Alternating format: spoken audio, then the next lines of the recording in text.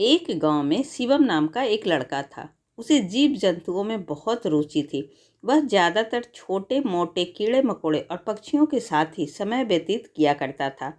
शिवम के माता पिता किसान थे, लेकिन शिवम जीव वैज्ञानिक बनना चाहता था। इसलिए उसने विज्ञान विषय से अपना स्नातक किया था। उसे नए नए जीवों की खोज करने में खुशी मिलती थी। शिवम कॉलेज की पढ़ाई खत्म कर चुका था और अब वह जंगलों में जाकर रोमांचक जिंदगी जीना चाहता था। लेकिन वैज्ञानिक की चयन प्रक्रिया के लिए ऑनलाइन प्रवेश परीक्षा पास करना अनिवार्य था। हालांकि शिवम को अपने विषय की पर्याप्त जानकारी पहले से थी।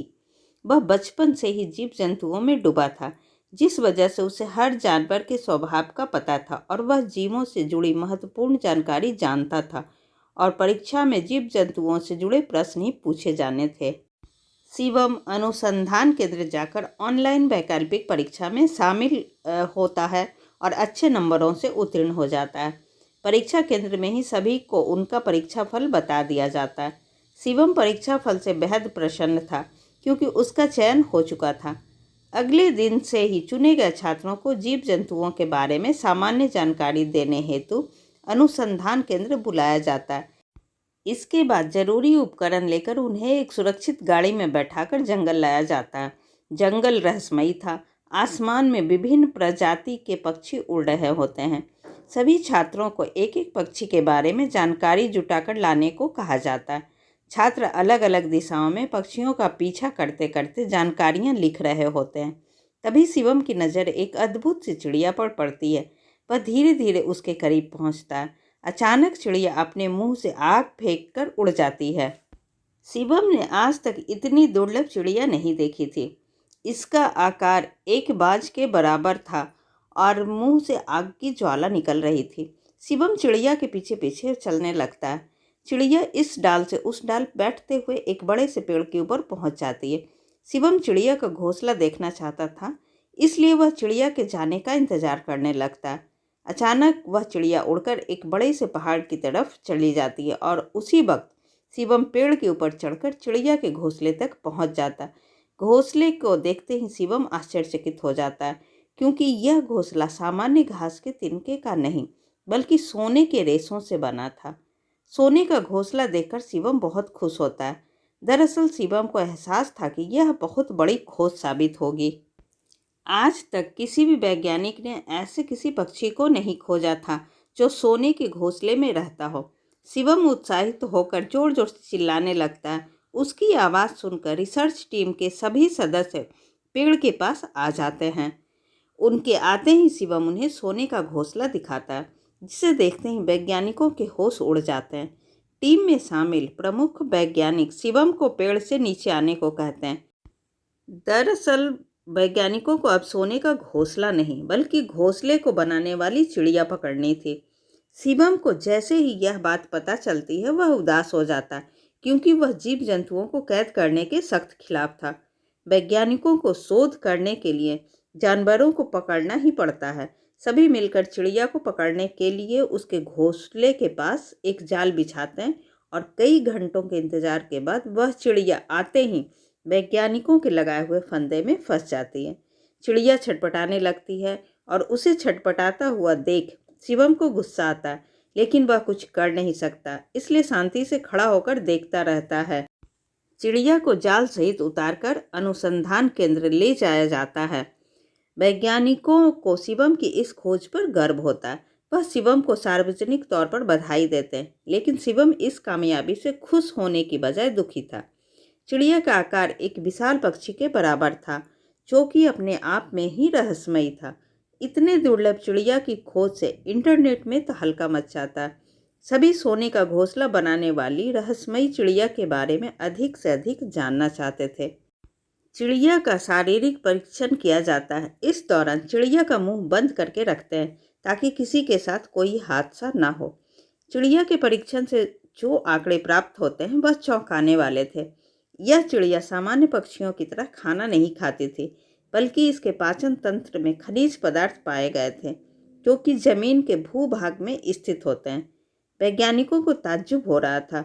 ऐसा दुर्लभ जीव आज भी इस दुनिया में उपस्थित है। वैज्ञानिकों को शंका होती है कि इसके जैसे और भी पक्षी जंगल के आसपास हो सकते हैं। चिड़िया का घोंसला बहुत बड़ा था, जिसमें लगभग 50-60 किलो सोने का इस्तेमाल किया गया था। घोंसला किसी अनमोल खजाने से कम नहीं था। चिड़िया और उसका सोने का घोंसला दोनों ही अद्भुत थे।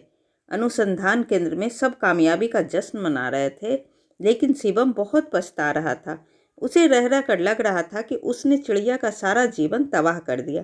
तभी शिवम तय करता है कि इस चिड़िया को आज़ाद करके रहेगा, और वह सभी से जाकर कहता है कि यदि हम चिड़िया के पैरों में ट्रैकिंग डिवाइस लगाकर छोड़ दें तो हो सकता है हमें उस जगह का पता चल जाएगा जहाँ से चिड़िया ने सोने के तिनके इकट्ठे किए हैं। वैज्ञानिकों को शिवम की बात बहुत अच्छी लगती है। अब वैज्ञानिक सोने के भंडार को खोजने का लक्ष्य बना लेते हैं।